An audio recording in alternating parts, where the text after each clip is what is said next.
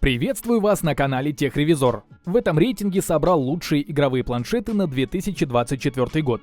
Вашему вниманию представляют топ планшетов для мобильных геймеров. Отобрал варианты с ценниками от 25 до 130 тысяч рублей. Найдутся варианты под разные требования. И для школьников как подарок, чтобы хоть что-то тянуло, и бывалому геймеру, который хочет сразу нормальную производительность, и задротам с играми, у которых есть желание развиваться и получать максимум преимуществ от большого экрана. На каждый планшет я оставил ссылку в описании и закрепленном комментарии. Это на случай, если захочется узнать актуальный ценник, дату доставки, почитать отзывы и ответы на вопросы. Чтобы далеко не ходить, спускайтесь ниже и находите то, что надо.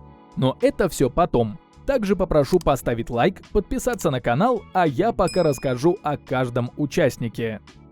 На 7-м месте оказался среднебюджетный планшет Xiaomi Pad 6. Не самый дешевый, где-то на грани среднего сегмента. Но каждой своей копейки стоит, Xiaomi все-таки. Начнем с экрана. 11 дюймов, разрешение 2800 на 1800 пикселей и IPS-матрица. Может показаться, что это стандартно, но картинка действительно радует глаз. Цвета яркие, сочные и явно не создается ощущение, что где-то пытались сэкономить. Но фишка в другом, в частоте обновления. Xiaomi Pad 6 умеет в 144 Гц. Даже банальное листание соцсетей поначалу вызывает восторг, не говоря уже об играх. Единственный нюанс, а потянет ли этот планшет заветные 144 FPS в играх? Спойлер, нет, конечно. Процессор здесь стоит добротный, Snapdragon 870, но староватый. При этом надежный, не теплонагруженный и в разы лучше какого-нибудь Mediatek тех времен. В паре к нему еще приличный конфиг памяти на 6 гигов оперативы и 128 постоянной последнего поколения. В принципе, допустимый минимум, если брать планшет в этом году. Так что с производительностью все в порядке. Но вот с частотой кадров могут возникнуть некоторые разочарования. Проц никак не потянет экран с такой высокой герцовкой. Во всяких играх типа PUBG, Call of Duty, Mobile Legends, танков показывают стабильные 40-50 FPS, но 144 ну никак. Что касается автономности, Xiaomi Pad 6 не подкачал. Батарея на 8840 мАч и зарядка на 33 Вт дадут вам 4-5 часов гейминга в зависимости от того, во что и на каких настройках играете. Так что за время работы можно не переживать. Этот планшет и заряжается за пару часов, и наиграться по полной дает. На 6-м месте моего топа Huawei MatePad. Планшет слегка дешевле прошлого Xiaomi, но заслуживший внимание чуть более актуальным железом. Но сразу уточню, актуальное не значит мощное. Под капотом Snapdragon 7 первого поколения, собранный на свежей 4-нанометровой платформе. Конечно, с 870-м драконом он не потягается. Все-таки семерка — это про среднебюджетный сегмент. Но актуальная платформа выигрывает за счет оптимизации игр под актуальное железо. Поэтому семерка первого поколения уступает около 20% производительности в тестах по бенчмаркам, что не так критично. Плюс у него и память слегка послабее, но уже есть возможность выбрать вариант на 8 256 гигабайт. По итогу все те же игры выдают тут примерно на 10 FPS больше. Конечно, до 120 кадров еще ой как далеко, но насладиться плавностью можно в любой ленте. А то что, зря такую герцовку делали, что ли? Дисплей в целом хорош, без вопросов. Диагональ 11,5 дюймов с разрешением 2200 на 1440 пикселей и IPS-матрицей.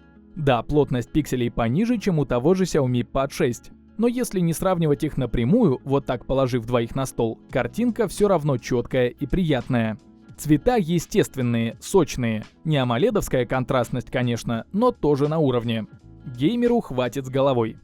Что касается автономности, тут Huawei тоже не подвел. Батарея на 7700 мАч. Заряжается от блока на 22,5 Вт. Планшет держится до 4-5 часов активного гейминга или до полного рабочего дня, если использовать его в режиме просмотра сериалов, мемов или шортсов. На 5-м месте стоит Xiaomi Redmi Pad Pro. У него один из самых больших аккумуляторов в этом рейтинге – 10 тысяч мАч, а зарядка на 33 Вт. Заряжается, конечно, не так быстро, часа за 2 с небольшим, но держит чуть побольше, до 5-5,5 часов. При этом у него и железо чуть посерьезнее, и экран побольше. Дисплей на 12 дюймов, разрешение 2560 на 1600 пикселей и IPS со 120 Гц.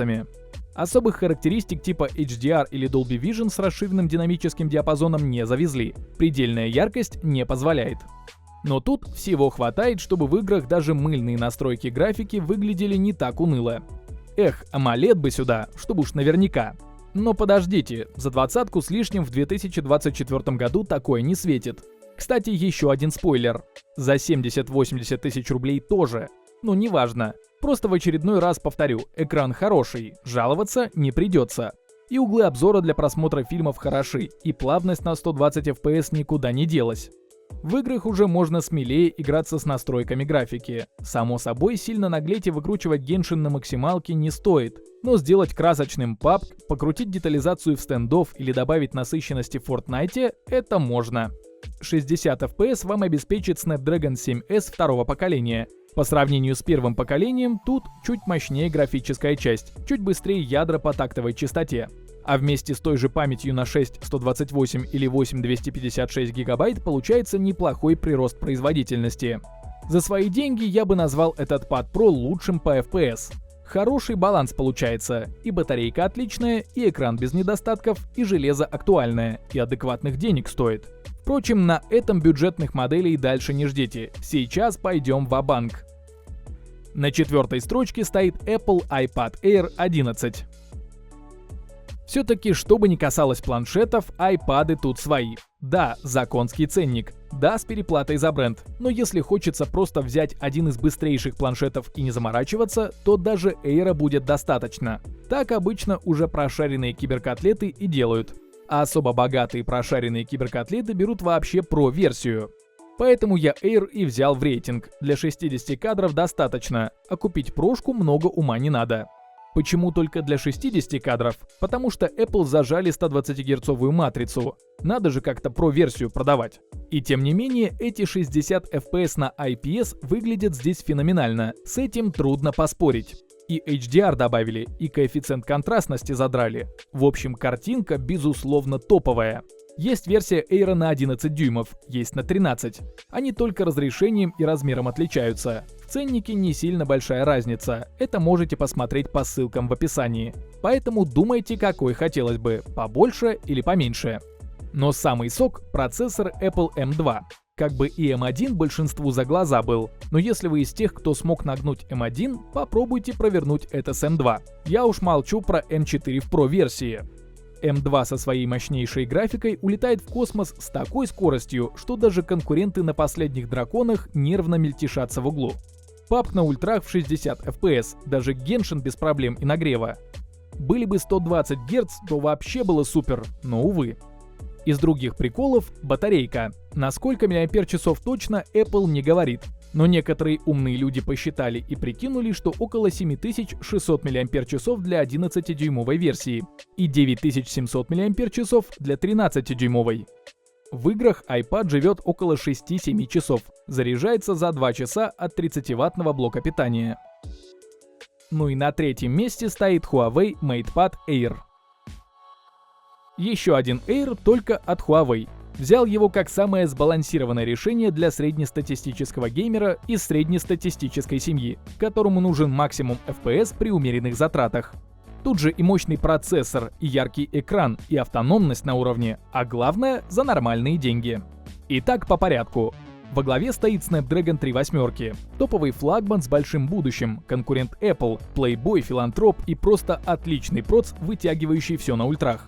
Тогда, в 2021 году. Сейчас же это хорошее решение для планшета между средним и предфлагманским сегментом, которому в напарнике дали память на 8/128 гигабайт.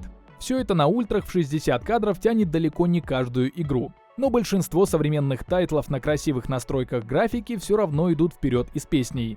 Так что на плавный фреймрейт смело рассчитывайте. Из плюшек мощный блок для зарядки на целых 40 Вт. Батарейку на 8300 мАч заряжает за 1,5 часа от 0 до 100%. В играх держится около 6 часов. Как по мне, вообще отличный баланс. Можно в одну ходку зарубиться до талого, а потом подзарядиться и заняться делом. Или начать новую катку. По экрану каких-то ключевых изменений не завезли, разве что частота обновления 144 Гц выделяется. Но по большей части в сравнении со 120 Гц нет какого-то вау-эффекта.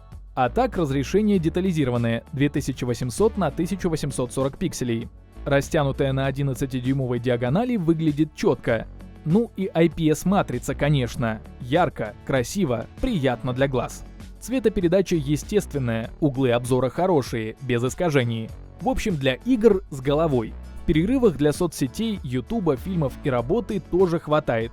Так что если не хочется брать бюджетный Xiaomi Pad 6 со слабоватым процессором или iPad за бешеные деньги, Huawei MatePad Air – логичное среднее звено. На втором месте рейтинга стоит Samsung Galaxy Tab S9 Ultra. Мощный планшет с большим 14,6-дюймовым Dynamic AMOLED 2X дисплеем с разрешением 2960 на 1848, который поддерживает до 16 миллионов цветов. Это делает его отличным выбором для работы и развлечений, а поддержка S Pen добавляет удобства для заметок и рисования. Если же размеры вас смущают, стоит присмотреться к младшим моделям серии. Galaxy Tab S9 Plus с экраном на 12,4 дюйма или Galaxy Tab S9 с диагональю 11 дюймов. Процессор Qualcomm Snapdragon 8 второго поколения с частотой до 3,36 ГГц обеспечивает высокую производительность, что позволяет запускать самые тяжелые игры, приложения и комфортно работать с несколькими задачами одновременно. Основные плюсы устройства включают мощный процессор, большой экран, который отлично подходит для игр, просмотра мультимедиа и работы с графикой, а также поддержку карты памяти microSD до 1 терабайта. Камеры тоже впечатляют. Задняя на 13 мегапикселей плюс 8 мегапикселей и фронтальная на 12 плюс 12 мегапикселей. Они позволяют делать качественные фото и видео, а также записывать видео в 4К. Однако есть и минусы. Планшет довольно тяжелый, 732 грамма, что может сделать его менее удобным для длительного использования. Отсутствие NFC и сотовой связи ограничивает некоторые возможности подключения, и цена делает его выбором не для всех, особенно если вы не заядлый геймер. Лидером рейтинга стал Apple iPad Pro 13. Это мощный планшет, который отлично подходит для мобильных игр. Внутри устройства 10-ядерный процессор с 4 производительными и 6 энергоэффективными ядрами, а также 10-ядерный графический процессор. Такая мощь обеспечивает плавный геймплей в самых требовательных играх, поддерживая аппаратную трассировку лучей для реалистичных визуальных эффектов. 16 гигов оперативной памяти позволяют устройству справляться с многозадачностью, что идеально для геймеров, которым важны скорость реакции и отсутствие задержек. Экран здесь один из лучших на рынке – Ultra Retina XDR с разрешением 2752 на 2064 пикселя и частотой обновления до 120 Гц благодаря технологии ProMotion. Это означает, что игры будут выглядеть плавно, а отклик экрана моментальный. True Tone и антибликовое покрытие делают цвета естественными и не напрягают глаза даже при длительных игровых сессиях. Контрастность в 2 миллиона к 1 и яркость до 1600 нит делают визуальные эффекты особенно впечатляющими в HDR-играх. Для тех, кто любит записывать свои достижения, есть поддержка аппаратного ускорения видео в 8К, что позволяет записывать и редактировать видеоконтент высокого качества прямо на устройстве. Устройство также поддерживает Apple Pencil, что дает дополнительные возможности в играх, где требуется точность и креативные навыки. Еще одно важное преимущество – порт Thunderbolt USB 4, который обеспечивает быструю передачу данных и подключение аксессуаров. Однако стоит убедиться, что ваши игровые устройства совместимы с этим стандартом. Варианты памяти на 1 терабайт или 2 терабайта позволяют не беспокоиться о нехватке места для игр или видео. На этом мой рейтинг подошел к концу. Стоимость всех моделей рейтинга можно посмотреть по ссылкам, оставленным в описании и закрепленном комментарии.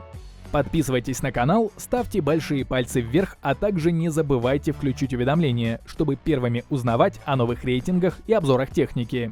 А с вами была команда канала TechRevizor.